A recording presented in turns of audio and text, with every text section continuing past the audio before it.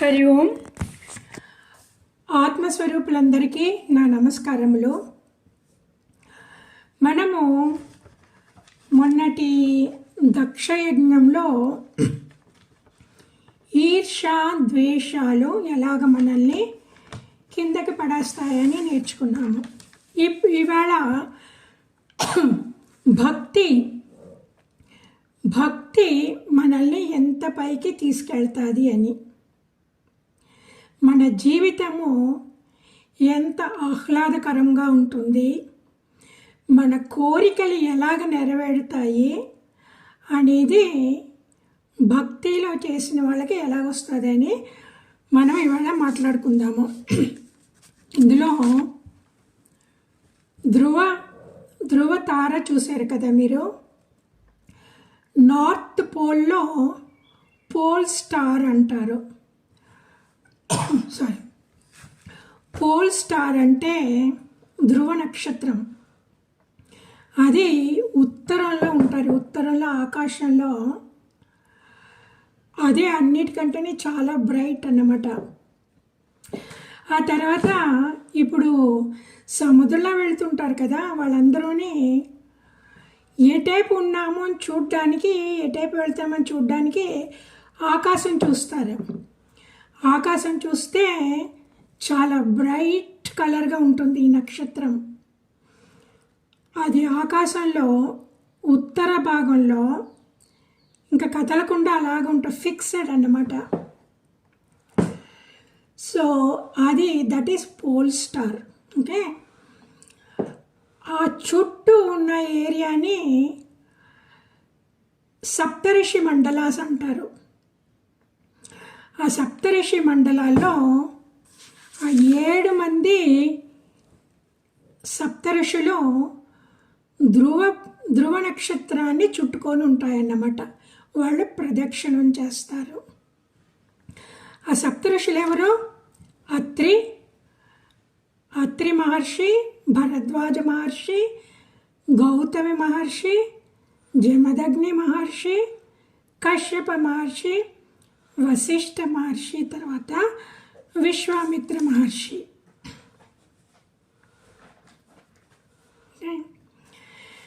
ఇది మనం ఇవన్నీనేమో పురాణాల్లో చదువుకున్నాము. ఆ పురాణాల్లో చదువుకున్నాక కొంతమందికి డౌట్ వస్తుంది అన్నమాట, ఇదేంటి, ఇది నిజంగానా అనేసి. ఇది నిజం. ఎందుకు నిజం అంటే, ధ్రువతార గురించి భాగవతంలో చెప్పారా? ధ్రువుడు గురించి నీకు భగవంతుడు ఏమన్నాడు? నీకు పర్మనెంట్ ప్లేస్ ఇస్తాను, సప్త ఋషులందరూ కూడా నీ చుట్టూ ప్రదక్షిణం చేస్తారు అని. ఓకే, అదే కదా ఆకాశంలో north star called pole star. ఇప్పటికీ సముద్రంలో ప్రయాణం చేసి వాళ్ళందరూ ఆ స్టార్ని చూసుకొనే వెళ్తుంటారు. ఆ తర్వాత మీరు స్కాండినేవియన్ కంట్రీస్కి వెళ్ళారంటే, స్కాండినేవియన్ కంట్రీ అంటే నార్వే, స్వీడన్, అలాస్కా, గ్రీన్లాండ్, అవన్నీనేమో నార్త్లో ఉన్నాయా? ఓకే, ఆర్కిటిక్ పోల్ దగ్గర ఉన్నాయా కదా. అక్కడ రాత్రుళ్ళు కలర్గా కనిపిస్తాయన్నమాట. దాన్ని ఏమంటారు, పేరు రావట్లేదు, మర్చిపోయాను ఇప్పుడే, పేరు వస్తుంది. ఇది అది రంగురంగులుగా కనబడుతుందండి. నార్దర్న్ లైట్స్ అంటారు. Northern lights are very famous. ఆ లైట్స్ని చూడడానికే ఎంతోమంది ఏమో టూరిస్టులు వెళ్తారన్నమాట. అవి ఎలా కనబడతాయి అంటే, ఆకాశంలో green colour, red colour, blue colour మేఘాల్లాగా తిరుగుతూ ఉంటాయన్నమాట. ఓకే, బ్లూ కలర్, అవన్నీ కలర్లు చేంజ్ అవుతూ ఉంటాయి. నేను వీడియో పంపిస్తాను. ఆ వీడియో మీకు క్లాస్ అయిపోయాక నేను పంపిస్తాను. ఆ నార్దర్న్ లైట్స్ ఏమంటే సప్త ఋషులు ఎలాగుంటారో మనలాంటి భూలోకంలో వాళ్ళకే మనకి ఇలాంటి శరీరం అన్నమాట. ఆ సప్త ఋషులది స్పిరిచువల్ బాడీస్. ఆ స్పిరిచువల్ బాడీస్ ఎలాగా చాలా ప్రకాశవంతంగా ఉంటాయి, చాలా ఎనర్జీ, చాలా శక్తివంతంగా, చాలా ప్రకాశవంతంగా ఉంటాయి. ఋషులు ఏం చేస్తారండి? వేదాలు చదువుతారు కదా, వేదాధ్యయనం, వేద పఠనం. మనము వేద మంత్రాలు చదివేటప్పుడు ఏమవుతుంది? ఆ తరంగాలు బయటకి వస్తాయి, మన శరీరంలో కూడా ఆ ప్రకంపనలు ఉంటాయి. ఓకే, ఆ ప్రకంపనలు బయట వచ్చినప్పుడు ఆ తరంగాలు ఇక్కడ ఏదైనా లైట్ ఉన్నదంటే ఆ లైట్ని కూడా అది ఇదే it moves the light also. అలాగే కదా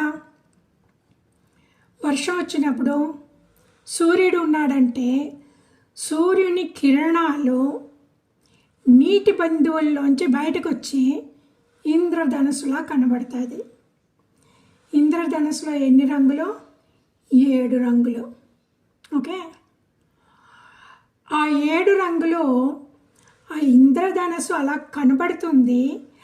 ఆ ఇంద్రధనస్సు ఊగదన్నమాట, అది అక్కడే ఉంటుంది.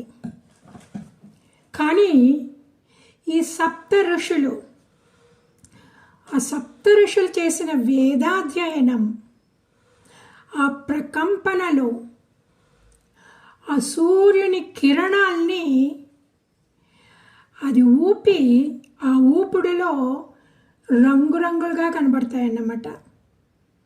రాత్రులు కనబడతాయి. ఓకే, ఆక్సిజన్ లెవెల్ ఎక్కువైందంటే అట్మాస్ఫియర్లో రెడ్ కలరు, గ్రీను కనబడుతుందంట. హైడ్రోజన్ ఎక్కువైనప్పుడేమో బ్లూ కలర్ కనబడుతుందంట.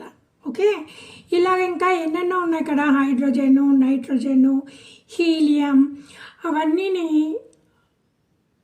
వాతావరణంలో ఉండి గాలిలో గ్యాసెస్, ఆ గ్యాసెస్ ఎన్ని ఉన్నాయో దాని ప్రకారం మనకి రంగులు కనబడతాయి.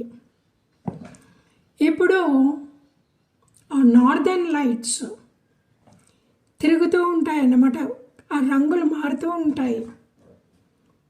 మనము మంత్రం చెప్పినప్పుడు ఆ ఉచ్ఛ్వాస నిశ్వాసలు పైకి కిందికి ఆ ప్రకంపనలు వెళుతుంటాయి కదా, ఆ ప్రకంపనలే అక్కడ నార్దర్న్ లైట్స్లో అలా తిరుగుతున్నట్టు కనబడతాయి అన్నమాట. సో మనం పురాణాల్లో చదువుకున్నాము, ధ్రువ నక్షత్రం చదువుకున్నాము, సప్తరిషి మండలాలు చదువుకున్నాము. ఆ సప్తరిషి మండలాలు ధ్రువ నక్షత్రాన్ని ఇట్ రివాల్వ్స్ అరౌండ్ ద ధ్రువ నక్షత్రం అని మనం చదువుకున్నాము. అది కనబడుతుందా లేదా? అది నిజమేనా లేదా? ఇప్పటికీ కనబడుతుంది కదా. It's amazing. ఓకే, ఇప్పుడు ఆ పోల్ స్టార్ ఎలాగొచ్చింది? ప్రపంచంలో అందరికీ తెలుసు పోల్ స్టార్ అంటే ఏంటి, ఆ పోల్ స్టార్ మనకి ఎలాగ ఉపయోగపడుతుంది, అవన్నీ ప్రపంచంలో అందరికీ తెలుసు. అసలు ఆ పోల్ స్టార్ ఏంటి అని మన పురాణాల్లో చెప్పారన్నమాట. ఓకే, ఆ పోల్ స్టార్ అంటే బ్రహ్మగారు ఉన్నారు కదా, బ్రహ్మగారి పుత్రుడి పేరు స్వయంభువ మను. ఓకే, ఆ స్వయంభువ మనుకి 2 కొడుకులు, ఉత్తానపాదుడు అండ్ ప్రియంవద అని. ఇప్పుడు ఈ ఉత్తానపాదుడి విషయం మనం మాట్లాడుకుందాము. ఆ ఉత్తానపాదుడికి 2 భార్యలు, సునీతి అండ్ సురుచి. సునీతి పెద్ద భార్య, సురుచి చిన్న భార్య. ఈ చిన్న భార్య చాలా అందంగా ఉంటుంది. ఆవిడ అందంగా ఉండడమే కాకుండా నాకే కావాలా, నేనే అందరికి ఉంటే పైన ఉండాలా అనే ఆ సెల్ఫిష్నెస్ అన్నమాట ఆవిడికి. సో ఆ అందంతో ఉత్తానపాద మహారాజు ఆవిడి అందానికి సరెండర్ అయిపోయి పెద్ద భార్య సునీతిని ఆయన అంతగా పట్టించుకుండేవారు కాదు. సునీతి కొడుకు ధ్రువుడు. సో పెద్ద కొడుకేమో ధ్రువుడు, సురుచి చిన్న భార్య, ఆవిడ కొడుకు ఉత్తముడు. సో ఒకరోజు ఉత్తానపాద మహారాజు ఆయన ప్యాలెస్లో కూర్చున్నాడు ఒక ఆసనం మీద, ఎత్తైన ఆసనం మీద కూర్చొని. అప్పుడు ఆ అబ్బాయి, చిన్న అబ్బాయి ఉత్తముడినేమో ఆయన తొడ మీద కూర్చోబెట్టుకొని ఆయన ఏదో మాట్లాడుతూ నవ్విస్తూ చిన్న ఆ పిల్లోడితోటి ఆడుకుంటున్నారు. అప్పుడు ధ్రువుడేమో పిల్లలతో ఆడుకుంటున్నాడు. సడన్గా అతనికి ఆ లోపల నుంచి వాళ్ళ నాన్నగారు మాట్లాడడం, ఏదో నవ్వడం అంతా తెలిసి ఆ ఆట వదిలేసి గబగబా లోపలికి వచ్చాడు అనమాట. లోపలికి వచ్చేటప్పటికి వాళ్ళ నాన్నగారు ఉత్తానపాద మహారాజు ఆ ఉత్తముడిని తోడ మీద కూర్చోబెట్టుకొని మాట్లాడుతూ నవ్విస్తూ ఆయనేమో అబ్బాయిని బుజ్జగిస్తున్నాడు. ఇప్పుడు ధ్రువుడు మరీ 5 సంవత్సరాల పిల్లోడు కదా, ఆయనకి ఆశ ఉంటుంది కదా నేను నాన్నగారి తోడ మీద కూర్చోవాలని. సో ఆయన గబగబా పరిగెట్టెళ్ళి ధ్రువుడు ఎగబారుతున్నాడు. వాళ్ళ నాన్న కాలు పెట్టుకొని ఎగబారి ఆయన తొడలో కూర్చోవాలి అనేసి. ఆయన ఎగబారుతుంటే సురుచి ఆ పక్కనే ఉన్నది. సురుచి పక్కనే వచ్చి, షీఈ్ వెరీ పొసెసివ్ కదా, వాళ్ళ హస్బెండ్ అంటే పొసెసివ్. తర్వాత ఈ రాజ్యం ఫుల్గా ఆ ఉత్తముడికే రావాలా, ధ్రువుడికి రాకూడదు అనేసి. సో ఈ ధ్రువుడు ఇలా పైకి ఎక్కడం చూసి ఆవిడ గబగబా వచ్చి ధ్రువుడిని లాగేసి అలా తోసేస్తే ధ్రువుడు పడిపోయాడు. ధ్రువుడు పడిపోయాక అంటది చాలా కఠినంగా, నువ్వు మహారాజు తొడ మీద కూర్చుండి నీకు అర్హత లేదు, నీకు ఆ అర్హత కావాలి అంటే నువ్వు నా కడుపును పుట్టవలసింది. సో నువ్వు భగవంతుడికి వెళ్ళి నువ్వు తపస్సు చెయ్యి, నా కడుపులో పుట్టాలి అనేసి, అప్పుడే నువ్వు మహారాజు గారి తొడ మీద కూర్చోగలవు, నీకు రాజ్యం వస్తుంది, అంతవరకు నువ్వు ఇక్కడికి రావడానికి వీల్లేదు అని ఆవిడ తోసేసింది. చూడండి ఎంత కఠినంగా మాట్లాడింది ఆవిడ. ఇదంతా ఉత్తానపాద మహారాజు చూశారు. చెప్పాలా అలా చేయకు, అదేంటిది అలాగంటున్నావు అని. ఆయన నోరు మెదపలేదు. ఎందుకంటే మళ్ళా సూర్యుడికి కోపం వస్తుందేమో, అసలే ఆవిడ అందానికి పడిపోయారు, ఇప్పుడు కోపం వచ్చిందంటే గొడవలు అవుతాయని ఆయన నోరు మూసుకున్నారు. ఇదంతా ఈ విషయం అంతా ఒక దాసి చూసింది అక్కడ. ఆవిడ పరిగెట్టుకెళ్ళి సునీతి పెద్ద భార్య దగ్గర చెప్పిందన్నమాట. అంతలోపల ధ్రువుడు కూడా ఏడ్చుకుంటూ వాళ్ళ అమ్మ దగ్గరికి వెళ్ళాడు. అమ్మ దగ్గరికి వెళ్ళి అప్పటికే Suniti was very upset. Suniti అన్నది, ధ్రువ ఏమైంది, ఎందుకు ఏడుస్తున్నావు అనేసి. అంటే చెప్తాడు, ఇలాగా నేను నాన్నగారి తొడ మీద కూర్చోంటే పిన్ని నన్ను కిందకి తోసేసి నాకు అర్హత లేదంట, నాకు అర్హత కావాలి, నాకు రాజ్యం కావాలి అంటే నేను ఆవిడ కడుపును పుట్టాలంట అన్నది యోని ఏడుపు. అప్పుడు సునీతి అన్నది, ధ్రువ ఆవిడ చెప్పింది నిజమే, నేను దురదృష్టరాలను, ఆయనకి నేనంటే అస్సలు పని మనిషికి ఉన్నంత విలువ కూడా లేదు. పోన్లే, నా దురదృష్టం, నా కర్మ, నీకేమో ఇలాగ అయ్యింది అని. ఇప్పుడు నిన్ను కూడా అలాగే చేస్తున్నారా? అయితే కూడా మనల్ని ఎవరైనా కష్టపెడితే కూడా మనము వాళ్ళకి చెడ్డ జరగాలి అని అనుకోకూడదు. వాళ్ళ పుణ్యం, వాళ్ళ ప్రీవియస్ జన్మలో ఏం పుణ్యం చేసుకున్నారో వాళ్ళకి అది వచ్చింది, ఆ లెవెల్ వచ్చింది. మనం ఏం పాపం చేసుకున్నాము. సో ఇవన్నీ పాప పుణ్యాల బట్టి ఉంటుందే కానీ వాళ్ళు చేశారు వీళ్ళు చేశారు అని కాదు. నువ్వు మటుకు మనసులో వాళ్ళకి కీడు జరగాలి అని అనుకోకూడదు. నువ్వు కానీ అలాగ అనుకున్నావంటే భగవంతుడికి అసలు ఇష్టం ఉండదు అన్నది. అనేసి ఆవిడ అన్నది, చూడు, ఆవిడ చెప్పింది కరెక్టు. ఆవిడ ఏమన్నారు, నీకు కావాలి, ఉన్నత స్థితి కావాలి అంటే నువ్వు భగవంతుడి దగ్గరికి వెళ్ళి భగవంతుడిని ప్రార్థన చేయాలా, భగవంతుడిని అలాగా అడగాల అని అన్నదా? అది నిజం. నీకు ఇది కావాలా, నువ్వు భగవంతుడిని వెళ్ళి అడుగు. భగవంతుడు మనకి చెయ్యాలా అనుకుంటే ఎవ్వరూ ఆపలేరు. ఓకే, భగవంతుడిని ఎవరు ధిక్కరించలేరు కూడా. మనకంటే మన స్థాయి కన్నా పెద్దవాళ్ళు ఎవరైనా ఉన్నారు అంటే వాళ్ళకి భగవంతుడి కృప ఉన్నది అని అర్థం. అందువల్ల నువ్వు వెళ్ళి తపస్సు చెయ్యి, నీకు భగవంతుడి కృప తప్పకుండా జరుగుతుంది అని చెప్పారు. చూడండి, ఇది మనం నేర్చుకోవలసిన విషయం అన్నమాట. ఈ విషయం ఎప్పుడూ మన మనసులో ఉండాల.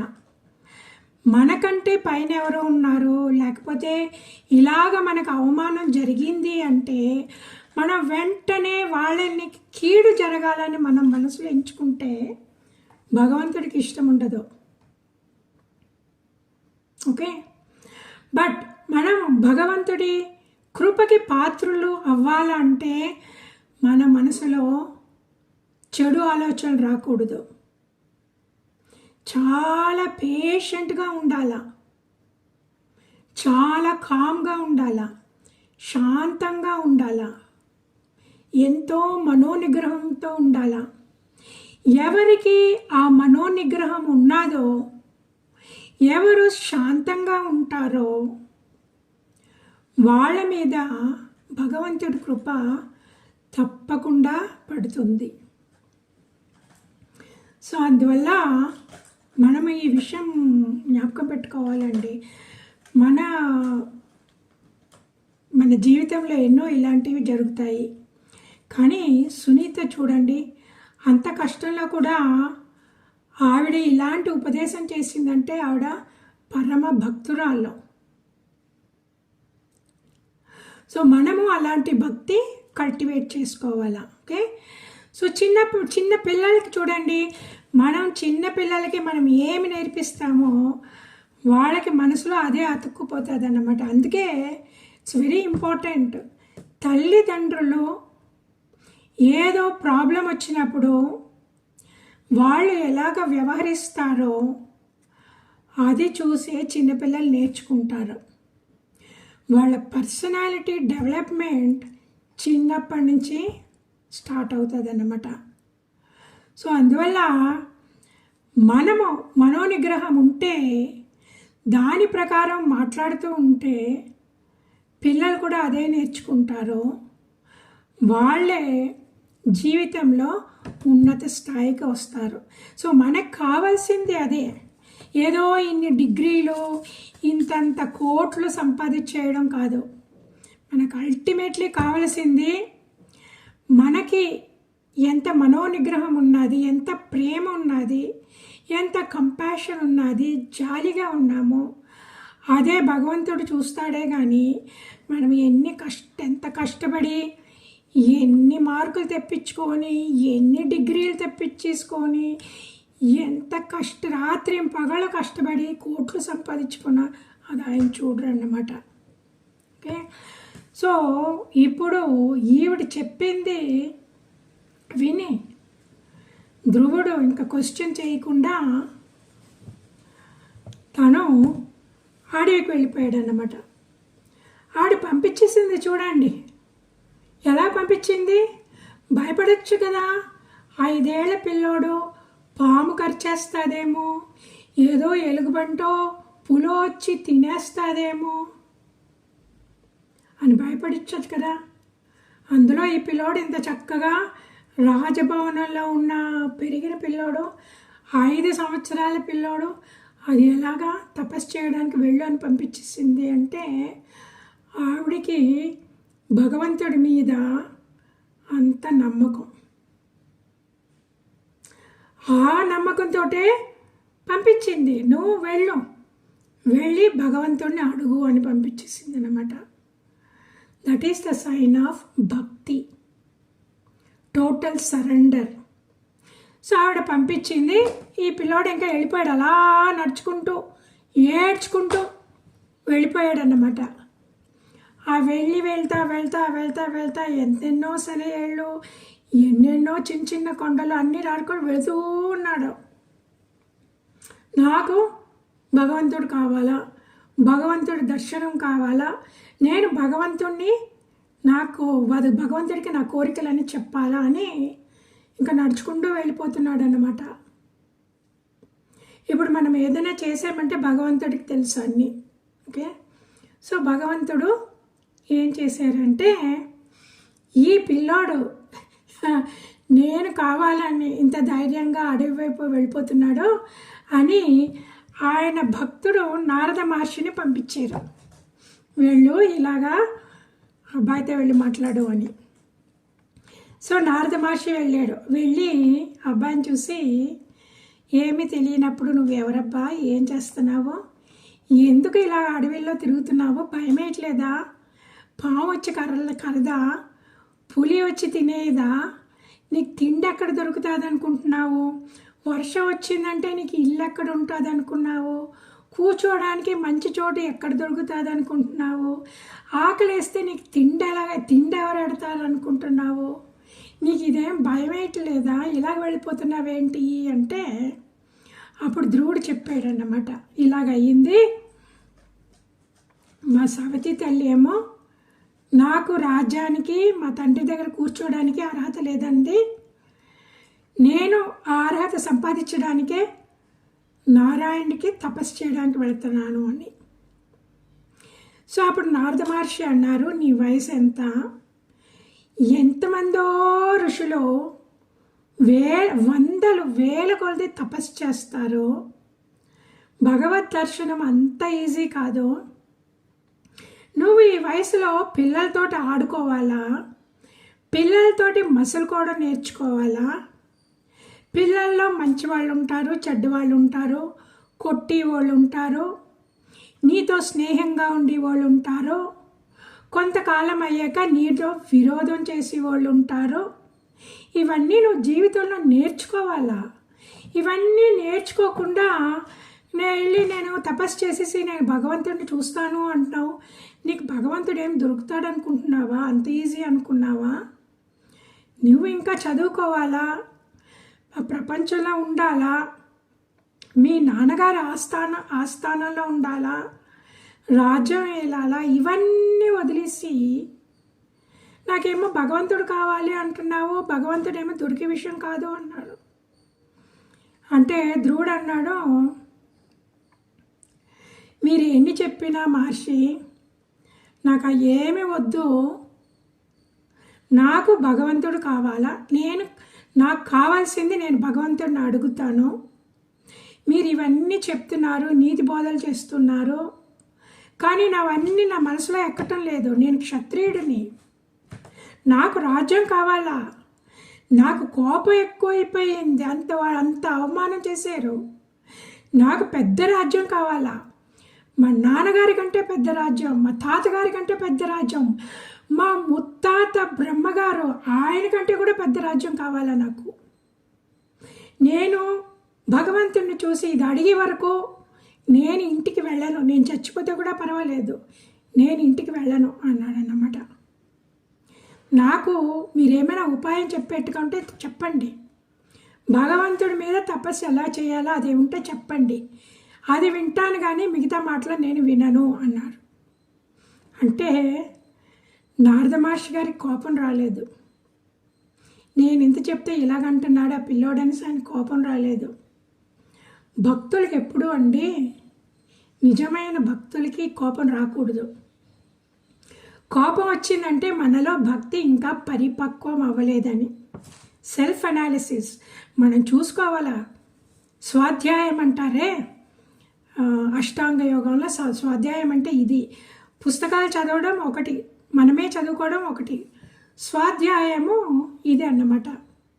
ఇలా చెప్పారు కదా కోపం రాకూడదని. ఆవిడ సురుచి చూడు, ఆవిడకి అస్సలు కోపం రాలేదు.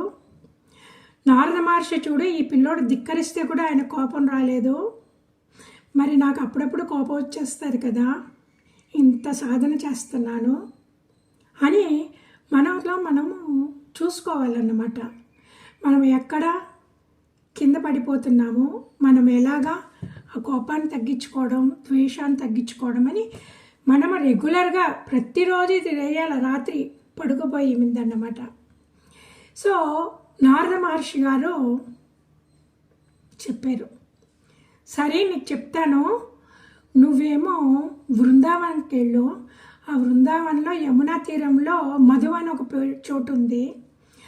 అక్కడ వెళ్ళి మట్టితోటి మహావిష్ణువు విగ్రహం తయారు చేసి రోజు నువ్వు తులసి ఆకులతోటి, అక్కడ దొరికే ఫలాలతోటి, పుష్పాలతోటి నువ్వు రోజు పూజ చేయాలా, 3 పూట్ల స్నానం చేయాలా, తెల్లారుజామున లెగాల అని ఆయన ఒక మంత్రం కూడా ఉపదేశించారు. ఏ మంత్రం? ఓం నమో భగవతే వాసుదేవాయ. అది ఆయన ఉపదేశించారు. ఉపదేశించి సరే నువ్వు చేసుకో, నీకు భగవంతుడి మీద అంత నమ్మకం ఉన్నది, తప్పకుండా నీకు భగవంతుని కృప దొరుకుతుంది. కానీ ఎంతకాలం పడుతుందో నాకు తెలియదు, అది నీ మీద ఉన్నది. నువ్వు ఎంత తీవ్రంగా తపస్సు చేస్తే అంత బేగా భగవంతుడు నీకు కటాక్షం ఉంటుంది అన్నారు అని ఆయన వెళ్ళిపోయారన్నమాట. ఇప్పుడు ధ్రువుడు బృందావనానికి వెళ్ళి అక్కడ యమునా నది తీరంలో ఆ మధువనంలో మట్టితోటి చిన్న విగ్రహం చేసుకున్నాడు. చేసుకొని ప్రతిరోజు ఆయన చెప్పినట్టు ఆయన ధ్యానం చేసేవారు, పూజించేవారు. చేసి ఎలా చేశారంటే మొదటి నెల ఫుల్గా 3 రోజులకు ఒకసారే అక్కడ దొరికిన పళ్ళు తినేవారు. ఆ 2వ నెల 6 రోజులకు ఒకసారి మట్టి కింద పడ్డ ఆకులు తిన్నారు. 3వ నెల 9 రోజులకు ఒకసారి నీళ్లు తాగారు. 4వ నెల 10 రోజులకు ఒకసారి శ్వాస పీల్చారు. అంతలోపల ఈయన ఓం నమో భగవతే వాసుదేవాయ అని మంత్రజపం చేశారు కదా, అతనికి ఆ ధ్రువుడికి విష్ణుమూర్తి స్వరూపము ఆయన హృదయంలో అలా కనబడేది అన్నమాట. ఇంక అలాగా ఉండిపోయింది. విష్ణుమూర్తి స్వరూపం ధ్రువుడి మనసులో అలాగ ఉండిపోయింది. ధ్రువుడికి చాలా సంతోషం వేసింది. అందుకే ఆయనకి ఇంత ఉపవాసం, ఇంత కఠిన ఉపవాసం, కఠిన తపస్సు చేస్తే కూడా ఆయనకేమో కష్టం అనిపించలేదు. ఎందుకంటే భగవంతుని చూస్తూ ఉన్నాడు తనలో. ఆ తర్వాత శ్వాసను కూడా ఆయన బంధించేశారు ధ్రువుడు. ఆ శ్వాస బంధించి ఆ టైంకి ఇంకా ఆ దేవలోకాలన్నీ స్తంభించిపోయినాయి, భూలోకం అంతా స్తంభించిపోయింది. వెంటనే ఆ దేవతలందరూ ఆదినారాయణ దగ్గరికి వెళ్ళారు. వెళ్ళి అడిగారు, మహాత్మా ఆ ధ్రువుడేంటి ఇంత కఠినమైన తపస్సు చేస్తున్నారు? ఆ చేసిన తపస్సుకి ఈ ముల్లోకాలంతా స్తంభించిపోయినాయి, నీరంతా భూలోకంలో ఉన్న నీరంతా ఇంకిపోయింది. ఇంకా ఎలాగుంటే మేమెవరు ప్రాణాల్లో బతకలేము, ఎవ్వరు ప్రాణాలతో ఉండలేరు భూలోకం అంతా అని ప్లీజ్ ఆయన తపస్సు ఆపండి అన్నారు. అప్పుడు మహావిష్ణువు, అవును ఆయన తీవ్రమైన తపస్సు, నేను వెళ్తాను, మీరు వెళ్ళండి అనేసి ఆయన ఇంటికి పంపించేశారు. పంపించి వెళ్ళి ధ్రువుడికి ఇక్కడ మహావిష్ణువు కనబడేవారు కదా లోపల, సడన్గా కనబడలేదన్నమాట. సడన్గా అంతర్ధానం అయిపోయారు లోపల, హృదయం నుండి అడిలిపోయాడు ధ్రువుడు. రోజు ఎప్పుడు 24 గంటలు చూసి సడన్గా మహావిష్ణువు కనబట్టలేదని అడిలిపోయి కళ్ళు తీసి చూస్తే ఆయన మహావిష్ణువు చతుర్భుజాలతో అందంగా సుదర్శన చక్రం తిరుగుతూ ఉంది. ఒక చేతిలో గద, ఒక చేతిలో కమలం, ఇంకొక చేతిలో పాంచజన్యం వేసుకొని కిరీటం పెట్టుకొని దగా మెరిసిపోతూ వనమాలని తులసిమాల నుంచి సువాసనలు వస్తూ ఆయన ఎదురుగా ప్రత్యక్షమయ్యి చిరునవ్వుతోటి ధ్రువుడిని చూశారు. ఇది చూడగానే ఇంకా ధ్రువుడికి ఆనంద బాష్పాలు, పట్టలేనంత సంతోషం. ఆ సంతోషంతో అలాగా పరమాత్మని పాదాలని మీద పడి దండవత్ ప్రణామం చేసి సాష్టాంగ నమస్కారంతో ఆ కాళ్ళు అలా గట్టిగా పట్టేసుకున్నాడు అన్నమాట. ఎందుకు మళ్ళా మహావిష్ణువు అంతర్ధానం అయిపోతాడేమో అనేసి గట్టిగా పట్టేసుకున్నాడు. పట్టేసుకొని ఇంకా ఆనందంలో వెక్కి ఏడుస్తున్నాడు అన్నమాట. అంత ఆనందం, ఇంకా మాట్లాడలేకపోయాడు. అప్పుడు మహావిష్ణువు ఆయన తల నిమిరి లేచి కూర్చోబెట్టారు. కూర్చోబెడితే ఆయన వెంటనే నిలబడి, చిన్నపిల్లాడు కదా, చిన్నపిల్లాడికి స్తుతి చేయడం రాదు కదా, కానీ దాంట్లోనే స్తుతి చేశారు. భగవంతుడా, మీరు ఎంత అందంగా ఉన్నారు, మీ పాదాలు ఎంత మెత్తగా ఉన్నాయి, మీ పట్టు పీతాంబరం ఎంత బ్రైట్గా ఉన్నది, మీ వనమాల తులసి నుంచి వచ్చిన ఆ పరిమళాలు ఎంత చక్కగా ఉన్నాయి, ఎంత మత్తెచ్చేలాగున్నాయి, మీ ఆభరణాలు మిలమిలమిల మెరిసిపోతున్నాయి, మీ శరీరం నుంచి వచ్చిన ప్రకాశం ఈ అడవినంతా ప్రకాశింపచేస్తుంది, మీ కళ్ళు, మీ కిరీటం, మీ ముక్కు, మీ నోరు, మీ పెదవులు, లోపల నుంచి ముత్యాల్లాంటి పళ్ళు ఎంత చక్కగా ఉన్నది అని ఆయన ధ్రువుడు స్తుతి చేశాడన్నమాట. చేసిన వెంటనే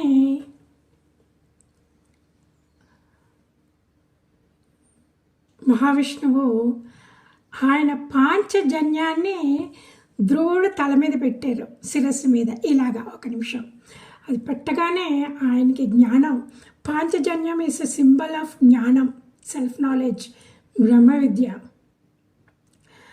అది పెట్టగానే ధ్రువుడికి శరీరం ఫుల్గా జ్ఞానోదయమైంది. ఆ జ్ఞానోదయం అవ్వగానే ఆయన స్తుతి చేశారు. అప్పుడు ఆ స్తుతి ఎలాగంటే వెరీ హై లెవెల్ స్తుతి ఋషులు చేస్తారు కదా. పరమాత్మ, ఈ ముల్లోకాలకి నీవే అధిపతి, నువ్వే సృష్టికర్త, నువ్వే లయకర్త, నువ్వే అందరిలోని కనిపించేది, నువ్వే అన్నిటినీ చేసేది అనేసి ఆయన పెద్ద వేదాంతం లెవెల్లో ధ్రువుడు. ఓకే, అలాగా ఆయన స్తుతి చేశారన్నమాట. స్తుతి చేయగానే మర్చిపోయాడు ధ్రువుడు. నాకు ఇలాగ పెద్ద నేను బ్రహ్మగారి కంటేని నాకు పెద్ద రాజ్యం కావాలి అని ఉన్నది కదా, మర్చిపోయాడు అడగడం అందాన్ని చూసి. అప్పుడు కానీ భగవంతుడికి తెలుసు తపస్సు ఎందుకు చేసాడు అనేసి. అందువల్ల ఆయన అన్నారు, నీకు కావాల్సిందంతా నీకు ఇస్తాను, నువ్వు ఈ ప్రపంచాన్ని, నువ్వు ఇంటికి వెళ్ళి ఈ ప్రపంచాన్ని 36,000 సంవత్సరాలు ధర్మబద్ధంగా పరిపాలించు. ఆ తర్వాత నీకు ఒక మంచి చోటు ఉత్తరంలో ధ్రువమండలం ఇస్తాను. ఆ ధ్రువమండలమే అన్నిటికంటేనే పెద్దది. నీ ధ్రువమండలం చుట్టుకొని సప్త ఋషులు ప్రదక్షిణం చేస్తారు. ఆ తర్వాత ఈ యుగాలు ఫుల్గా అయ్యే వరకు నువ్వు ఉండి ప్రళయ టైం వచ్చినప్పటికీ ఆ ప్రళయాంతరం నువ్వు వైకుంఠానికి వస్తావు అనేసి ఆయన ఆశీర్వదించి ఆయన అంతర్ధానం అయిపోయారు. ఇంకా అంతర్ధానం అయిపోగానే ఆ ధ్రువుడికి ఇంకా మళ్ళా ఏడుపు వచ్చింది. ఇది ఏంటి, నేను భగవంతుడి మీద నేను తపస్సు చేసి నువ్వు కావాలి అని తపస్సు చేయడానికి బదులుగా నాకు పెద్ద రాజ్యం కావాలని నేను తపస్సు చేసిన మూలాన ఆయన పెద్ద రాజ్యం ఇచ్చేసి ఆయన వెళ్ళిపోయారు. ఎంత ఫూలిష్ నేను, ఎంత స్టూపిడ్గా నేనేమో నా తపశ్శక్తి ఫుల్గా ఈ మాయా ప్రపంచానికి దారిపోసుకున్నాను. కానీ ఇంక మళ్ళీ చేయలేరు కదా, ఆయన భగవంతుడు ఆశీర్వదించేశారు. ఇప్పుడు మళ్ళా వెళ్ళి భగవాన్ ఆ ఆశీర్వాదాన్ని అలాగొద్దు ఇలా చెయ్యని అడగలేము. సో అందువల్ల ఇంకా చెప్పారు కదా, నువ్వు వెళ్ళు, నువ్వు మీ రాజ్యానికి వెళ్ళిపోయి నువ్వు 36,000 సంవత్సరాలు పరిపాలించాలని. ఇంకా మళ్ళా వెళ్తున్నారు. ఫస్ట్ వెళ్ళేదేంటి, నాకు దేవుడు కావాలని ఏడ్చుకుంటూ వెళ్ళాడు. ఇప్పుడు దేవుడు కనబడ్డాక దేవుడు వెళ్ళిపోయాడు, నేనేంటి ఇలాగ అడిగాను, మళ్ళీ ఏడ్చుకుంటూ ఆయన ఆ దేశానికి వాళ్ళ దేశానికి వెళ్ళారన్నమాట.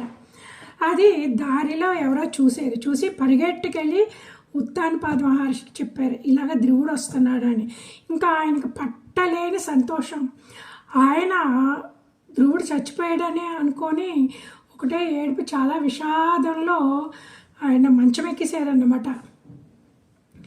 సురుచి కూడా తల బాదుకొని, అయ్యో నేను ఎంత పెద్ద తప్పు చేశాను, ఆ చిన్న పిల్లోని ఇలాగ నోటుకొచ్చినట్టు నేను అన్నముళ్ళని, అది ఏదో ఆయన ధ్రువుడు అంత కష్టపెట్టుకోనేమో నిజంగానే ఏంటి అరణ్యానికి వెళ్ళిపోయాడు, ఏమైపోయిందో అనేసి సురుచి కూడా ఏడుపు.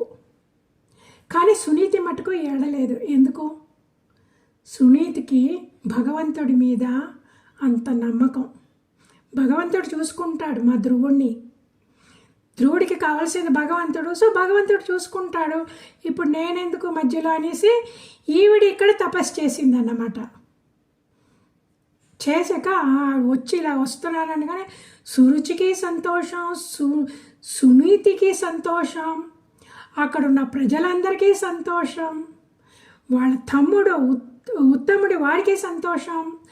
ఈయన ఉత్తానపాద మహారాజు ఇప్పుడు పెద్ద ప్రొసెషన్, ఏనుగులు, గుర్రాలు, సైనికులు అందరినీ అలంకరించి స్వాగతం పలకడానికి అక్కడికి వెళ్ళారన్నమాట, తీసుకెళ్ళారు అందరినీ. ఇంకా ధ్రువుడు వచ్చేస్తున్నాడు అనేసి ఆ దేశంలో అందరికీ సంతోషం. పూలమాలలు, మామిడి తోరణాలు, అరటి స్తంభాలు, ఇంటి ముందు ముగ్గులు, బాజా భజంత్రీలు అంత గ్రాండ్గా డెకరేట్ చేసి ధ్రువుణ్ణి స్వాగతం పలకాలని వెళ్ళారు. వెళితే దూరం నుంచి ధ్రువుడు వస్తుంటే ఆ ధ్రువుడు దగ మెరిసిపోతున్నాడు. ఎందుకు మెరిసిపోతున్నాడు? బ్రహ్మ తేజస్.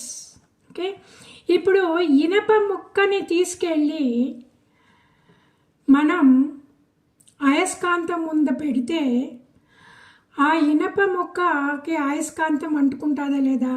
It gets magnetised. వట్టి అయస్కాంతమే చిన్న ఇనప ముక్కని మ్యాగ్నటైజ్ చేసేటప్పుడు భగవంతుడిని చూస్తే ఆ భగవంతుడి శక్తి ప్రకాశం మనలో రాదా? అది ధ్రువుడికి వచ్చింది.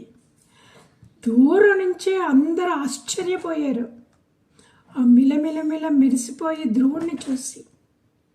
ఇంకా దగ్గరికి రాగానే వాళ్ళ నాన్న గట్టిగా కౌగలించుకొని ఏడుపు, సురుచిని కౌగలించుకొని ఏడుపు, సునీతి సంతోషంతో ఆనంద బాష్పాలు. ఇవన్నీ అయ్యాక ఆయన ధ్రువుడు ఉత్తానపాద మహారాజుకి, సురుచికి కూడా ఆయన సాష్టాంగ నమస్కారం చేశారు. సురుచి నన్ను ఇలాగ చెప్పిందే, ఇలాగ చేసింది, ఇన్సల్ట్ చేసింది అని ఆయనకి కొంచెం కూడా లేదన్నమాట. అదే that is what it is the భక్తి. భక్తులు అంటే ఇలాగన్నమాట. వేరే ఎవరన్నా తప్పు చేస్తే కూడా క్షమించేస్తారు, అది పట్టుకోరు, అది పట్టుకొని లాక్కొని పీక్కోరు అన్నమాట. కొంతకాలం ఉంటుంది, అది పడిపోతుంది అన్నమాట, అది పడిపోయి క్షమించేస్తారు. ఈ ధ్రువుడు క్షమించేశారన్నమాట. అందువల్ల ఆయనకి ఏమీ కోపం లేదు. ఆ ఉత్తముడు తన తమ్ముడి మీద ఈర్ష్య ఉండాలి కదా, ఈర్ష్య లేదు. తమ్ముడిని గట్టిగా కౌగిలించుకున్నారు, వాళ్ళ అమ్మని ఇంత చేసి. సో అందరూ తీసుకెళ్ళారన్నమాట. వాళ్ళ నాన్నగారు మహారాజు గారు ఆయన్ని అంబారీ మీద ఎక్కించి ప్యాలెస్కి తీసుకెళ్ళారు, రాజభవనాన్ని తీసుకెళ్ళి అడిగారు ఏమైంది ఇది అదే. అప్పుడు ఇప్పుడు ధ్రువుడికి బ్రహ్మజ్ఞానం వచ్చేసింది కదా. ఆ బ్రహ్మజ్ఞానం అందరూని ధ్రువుడు చుట్టూ కూర్చుండిపోయారు. ఆ తేజస్ చూసుకొని అందరూ అట్రాక్ట్ అయిపోయి కూర్చుండిపోయారు అన్నమాట. అప్పుడు ఆయన అందరికీ ఆ చిన్న పిల్లవాడు ధ్రువుడు అందరికీ బ్రహ్మజ్ఞానం నేర్పించారు.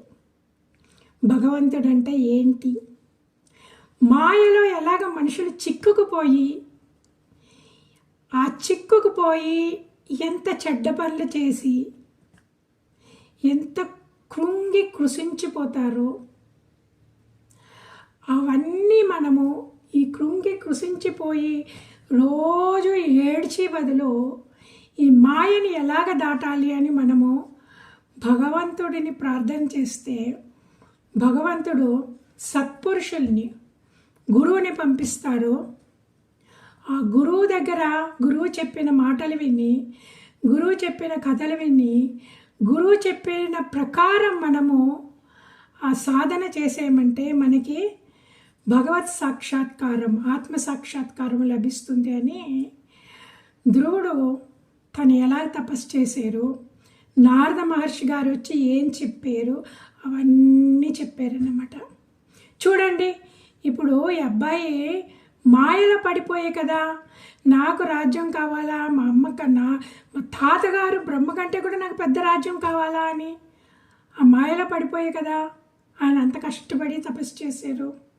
కానీ అతని డిటర్మినేషన్, ఇప్పుడు నారద మహర్షి నువ్వు వద్దు, నువ్వు వెళ్ళిపో, నువ్వు చిన్నపిల్లోడివి, ఎంతోమంది ఋషులు తపస్సు చేశారు, 100s of years, 1000s of years. వాళ్ళకే దొరకలేదు నీకెలా దొరుకుతుంది అనుకున్నావు అన్నప్పుడు కూడా ఆయన హీ డిడ్ంట్ గెట్ డిస్కరేజ్డ్. లేదు ఎంత కష్టమైనా సరే నేను తపస్సు చేసి తీరుతాను అని. అలాంటి డిటర్మినేషన్ ఉన్నది అంటే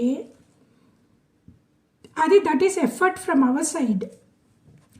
భగవంతుడి కృప తప్పకుండా వస్తుంది. మనం ఏమి చేయకుండా భగవంతుడి కృప కావాలి అంటే ఎలాగొస్తుంది? రాదు. అందుకే మనము సాధన చేస్తున్నాము, మనలో కష్టాలు జరుగుతున్నాయి, మనకి ఇంకా రాగద్వేషాలు ఉన్నది అంటే మనము భగవంతుడిని తప్పు పట్టకూడదు. మనము స్వాధ్యాయం చేసుకోవాలా, అప్పుడప్పుడు కూర్చొని శాస్త్రాలు చదువుకోవాలా, ఇలాంటి కథలు చదువుకోవాలా, ఇలాంటి కథలు వినాలా, ఇలాంటి కథలను కూర్చొని మనం అస్తమానం ఏం విన్నాము, నారద మహర్షి ఏం చెప్పారు. సురుచి అంత కష్టంలో కూడా ఆవిడ సునీతి అంత కష్టంలో కూడా సురుచి ఆవిడ సవితి ఇలా చేసింది అని కోపతాపాలు కాకుండా ఆ మైండ్ వేస్ట్ చేయలేదు. She didn't waste our mind. She focused on Bhagwan. మంచి విషయాలు, మంచి మాటలు చెప్పింది ధ్రువుడికి. మనం వేరే వాళ్ళని చూసి అసూయపడకూడదు. మనకి బ్యాడ్ లక్ ఉన్నదంటే ఇది మన కర్మ. వేరే వాళ్ళు బాగున్నారు అని చూస్తే మనము వాళ్ళు బాగున్నారని సంతోషించితే మన మనసు కూడా ప్యూరిఫై అయ్యి మనకి ఆ లెవెల్కి ఎదుగుతామంట.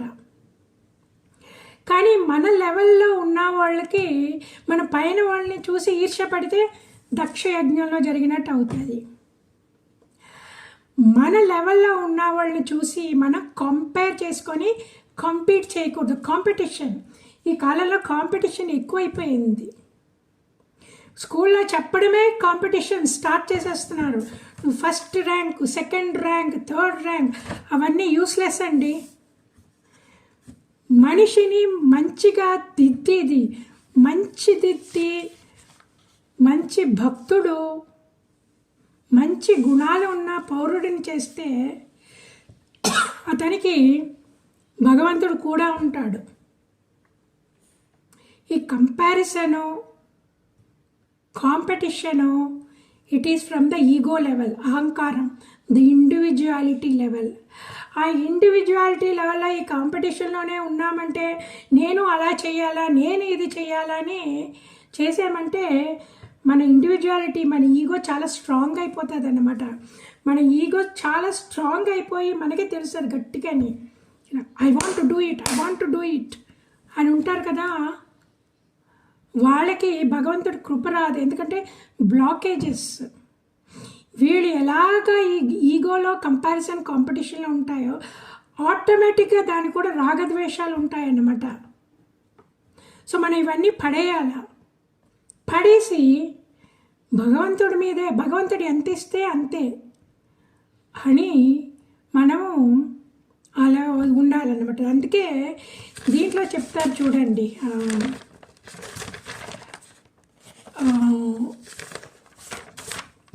ఈ అష్టాంగ యోగంలో నియమాలు చెప్తారు. ఓకే, ఇది నారద మహర్షి చెప్పారు. ఇప్పుడు ఆ పిల్లోడికి చాలా కోపం ఉండేది కదా,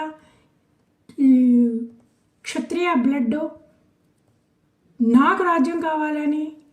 సో నువ్వు ఏదైనా తపస్సు చేయాలంటే నువ్వు మైండ్ కంట్రోల్ చేసుకోవాలా. ఆ మైండ్ కంట్రోల్ ఎలాగా? ఈ క్షత్రియులకి రజస్ బుద్ధి, ఆ రజస్ బుద్ధిలో నేను పైకి వెళ్ళాలని అనమాట. ఇప్పుడు భగవంతుడు కావాలంటే సాత్వికుడు అవ్వాలా. ఆ సాత్వికుడు అవ్వడం ఎలాగా? అందులోనే అష్టాంగ యోగంలో చెప్తారు. ఆ అష్టాంగ యోగంలో కూడా నేర్పించారు అన్నమాట నారద మహర్షి. అష్టాంగ యోగంలో ఏంటి? ఫస్ట్ మనము ఏం చేయకూడదు, మనము జీవహింస చేయకూడదు. ఓకే, అబద్ధాలు ఆడకూడదు. అందుకే అహింస, సత్యం, మళ్ళీ వేరే వాళ్ళది నాకు వచ్చేయాలా అని ఉండకూడదు. నాన్ స్టీలింగ్, బ్రహ్మచర్యంలో ఉండాలా, తర్వాత ఉన్న దాంట్లోనే సంతోషంగా ఉండాలన్నమాట. వేరే ఎవరికో ఎక్కువ ఉన్నది నాకు కావాలా, నా ఎక్స్ట్రా కావాలని గ్రీడీ అవన్నీ ఉండకూడదు. సో మళ్ళీ ఏముండాలా, అవి యమాలు, ఇది నియమాస్. ఆ నియమాలు ఏముండాలా, సంతోషం ఉండాలా. దేవుడు మనకి ఎంత ఇస్తే అంతే చాలు. నాకు ఇలాంటి సిచ్యువేషన్ ఇస్తే దేవుడికి తెలుసు, నేను దీంట్లోనే అడ్జస్ట్ చేసుకొని పోతామనేసి సంతోషంగా ఉండాలి. తర్వాత ప్యూరిటీ, ఎక్స్టర్నల్గా క్లీన్గా ఉండాలా, లోపలని క్లీన్గా ఉండాలా, రాగద్వేషాలు లేకుండా తపస్సు చేయాల. తర్వాత సెల్ఫ్ స్టడీ, స్వాధ్యాయము, నాలో ఏమున్నాయి అని రాత్రి పడుకోబోయే ముందు ప్రతిరోజు నన్ను రాగద్వేషాలు తగ్గినాయా అని మనం చూసుకోవాలన్నమాట. తర్వాత ఈశ్వర ప్రాణిదానం, భగవంతుడికి సరెండర్, ప్రతిరోజు కృతజ్ఞత, ప్రతిరోజు పూజ్యభావం, అదే ఈశ్వర ప్రాణిదానం. తర్వాత వినయంగా ఉండాలి. ఇవి యమ నియమ. ఈ యమ నియమం పాటించితేనే మన మనసు కుదుట పడుతుంది, మన మనసుకి సత్వగుణం వస్తుంది. మనకి సత్వగుణం లేకుండా నేను ధ్యానం చేస్తాను, మెడిటేషన్ చేస్తాను. అది మెడిటేషన్ ఈజ్ అష్టాంగ యోగంలో 7వ స్టెప్ అన్నమాట. బట్ అందరూ చేసి తప్పేమంటే, ఫస్ట్ ఆఫ్ ఆల్ స్ట్రైట్ అవే నేను ధ్యానం చేస్తాను, మెడిటేషన్ చేస్తానని మెడిటేషన్ నేర్చుకొని సంవత్సరాల తరబడి మెడిటేషన్ చేస్తే కూడా మనసు కుదుట పడదు. ఎన్ని సంవత్సరాలుగా చేస్తున్నానండి, నా మెడిటేషన్ సరిగా కుదరటం లేదు, నాకు ఎందుకు ఇలాగ అవుతుంది అంటే మన ఫౌండేషన్ మీద వర్క్ చేయట్లేదు. ఆ ఫౌండేషన్ యమానియమం వదిలేసేము. ఆసనం ఒక చోట చక్కగా కూర్చోని నేర్చుకోవాలా, ఏదో ఒక ఆసనంలో గంటల తరబడి కూర్చోని నేర్చుకోవాలా, అది వదిలేస్తారు. ఓకే, తర్వాత ప్రాణాయామ, ఇంతసేపు ప్రాణాయామ చేయాలా, అప్పుడు మైండ్ కంట్రోల్లోకి వస్తుంది. కళ్ళు మూసుకోవాలా, సెన్సెస్ అన్నీ లోపల ప్రత్యాహారం, ఆ సెన్సెస్ అన్నీ లోపలికి తిప్పాలా, అప్పుడు భగవంతుడి ఆకారం మీద మనం మనసు పెట్టాలి. ఆ తర్వాత అది ధారణ, ఆ తర్వాతే ధ్యానం వస్తుంది. ఓకే, ఇప్పుడు యమానియమాలు లేదు, నాకు ఇంకా కావాలా, అస్తమాను వెనకాయంతా పాత అదైపోయింది ఇదైపోయింది అంటే మన మనసు కల్మషం అయిపోతుంది. పాస్ట్ వదలవు. ఒక చోట గంట సేపు కూర్చోలా, రోజు ప్రాణాయామ చేయాలా, రోజు ప్రత్యాహార చేయాలా. ఇవన్నీ చేస్తేనే మనకి ధ్యానం చక్కగా పైకి వెళ్తుంది అన్నమాట, సత్వగుణం వస్తుంది. లేకపోతే మనం ఇక్కడే అన్నమాట ఏదో కొట్లాడుకుంటూ ఉంటాము, చదువుకుంటూ ఉంటాము, వింటూ ఉంటాము, కానీ మనసులో రాగద్వేషాలు వచ్చేస్తాయి. That is a normal state of the mind. But మన ఆ కంట్రోల్, ఇనిషియల్ కంట్రోల్, ఫౌండేషన్, మనం ఫౌండేషన్ మీద ఎంత కృషి చేస్తామో పైకి వెళ్ళడం అంత ఈజీ. పైకి వెళ్ళి అక్కడే ఉండడం ఈజీ. కానీ మనం పైకి వెళ్తున్నాం అనుకుంటాం, కానీ కింద పడిపోతాము. ఎందుకు? Foundation is not good. ఇక్కడ ధ్రువుడు చూడండి ఎంత చక్కగా ఫౌండేషన్, ఆ చిన్న వయసులో ఒక పక్క కూర్చోవాలంటే కూర్చున్నాడు, 3 సార్లు స్నానం చేయాలంటే చేసాడు, నువ్వు రోజు ఇన్నిసార్లు ఇలాగా పూజ చేయాలంటే చేసాడు. మనసు కంట్రోల్, మైండ్ కంట్రోల్లో ఉండాలా, సెన్స్ కంట్రోల్లో ఉండాలా. ప్రత్యాహారం అదే కదా, సెన్స్ కంట్రోల్లో ఉండాలంటే 3 రోజులకు ఒకసారి తిన్నాడు. ఆ తర్వాత ప్రోగ్రెస్డ్, 6 రోజులకు ఒకసారి ఆకులు. ఆ తర్వాత ఇంకా ప్రోగ్రెస్డ్, 9 రోజులకు ఒకసారి నీళ్లు తాగాడు. ఆ తర్వాత 10 రోజులకు ఒకసారి శ్వాస తీసుకున్నాడు. వాళ్ళందరూ ఆ లెవెల్కి వెళ్ళారు. ధృవతార ఇప్పుడు అక్కడ నిలబడింది. Pole star guiding the whole world. అంటే ఆ పోల్ స్టారు అవ్వడానికి ఆ పిల్లోడు ఎంత కృషి చేశాడు. అందుకే మనము ధ్రువుడి దగ్గర నుంచి నేర్చుకోవాల్సింది డిటర్మినేషన్ అండ్ పర్సివరెన్స్. ఎంత కష్టమైనా సరే ఆయన వదలలేదు. ఎంతమంది నారద మహర్షి వద్దు వద్దు వద్దు అంటే కూడా లేదు నాకు అది కావాలని. సో ఈ రెండు మనం పిల్లలకి నేర్పించాలి, డిటర్మినేషన్ అండ్ పర్సివరెన్స్. ఆ రెండుతో పాటు మన యమా నియమాలు డెఫినెట్గా నేర్పించాలి. అన్ఫార్చునేట్లీ ఈ యమా నియమాలు స్కూల్లో చెప్పించాలి, వాళ్ళు చెప్పించటం లేదు. అందువల్ల మన పేరెంట్స్ చెప్పించాలి. నాట్ ఓన్లీ దాట్, మనకే ఆ యమా నియమాలు లేకుండా మనం సాధన చేస్తున్నాము. అందువల్ల it is called self awareness. మనలో ఏమున్నది అది తప్పని మనం చూసుకోవాలా. మనం భయపడక్కర్లేదు. మనం ఎవరితో చెప్పకండి, నీకు ఇంత సాలం చేస్తే కూడా నాకు ఇలాగున్నది ఇది వచ్చేస్తానని చెప్పకండి. It is something personal, something secret. It's a secret sadhana. మన మైండ్ కంట్రోల్ మనమే. మనలో ఉన్న రాగద్వేషాలు మనకే తెలియాలి, ఎవరితోటి చెప్పకండి. But work on that, it will definitely work. Okay, ఇప్పుడు ధ్రువుడు ఇంకా రాజ్యానికి వెళ్ళిపోయాడు కదా. ఆ తర్వాత ఏమయ్యింది, ధ్రువ నక్షత్రం అయ్యే వరకుని ఏమేమి జరిగింది ఆయన జీవితంలో అని మనం బుధవారం మాట్లాడుకుందాము. ఓం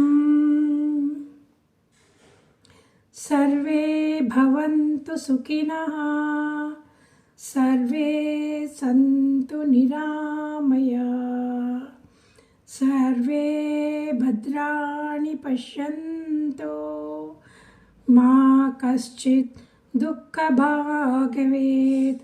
ఓం శాంతి శాంతి శాంతి. హరి ఓం. శ్రీ గురుభ్యో నమః. హరి ఓం. Thank you very much all. We will meet again next week.